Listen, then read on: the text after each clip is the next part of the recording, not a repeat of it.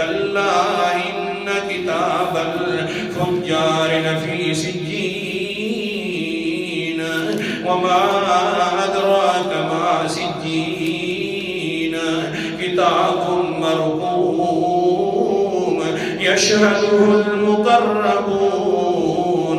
اللہ اکبر کبیرہ۔ یہ سجین والا مقام ہے جس جگہ کے اندر پورے لوگ جائیں گے، اور ایک علیین والا مقام ہے کلا ان کتاب الابرار لفی علیین۔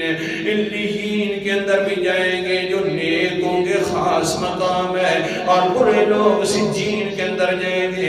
اللہ اکبر کبیرہ۔ بس صحابہ کی بات کر رہا ہوں، میں اپنی طرف سے بات نہیں کرنے والا۔ جو روح کا مقام ہے اس کے بارے میں تمہیں سمجھا رہا ہوں۔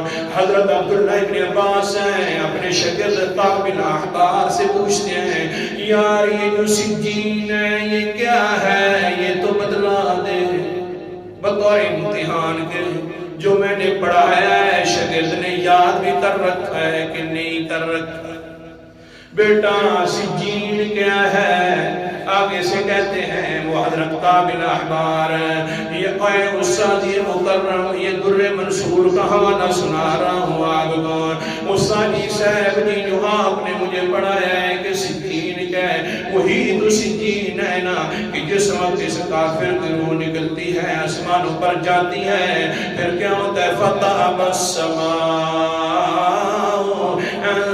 تقبل به، آسمان آگے سے انکار کر دیتا ہے، وہاں سے نیچے پھر پھٹکایا جاتا ہے، اس کو پٹخ دیا جاتا ہے، پھر یہ روح جو ہے 7 زمینوں سے نیچے سجین میں چلی جاتی ہے۔ یہی مقام ہے سجین کا۔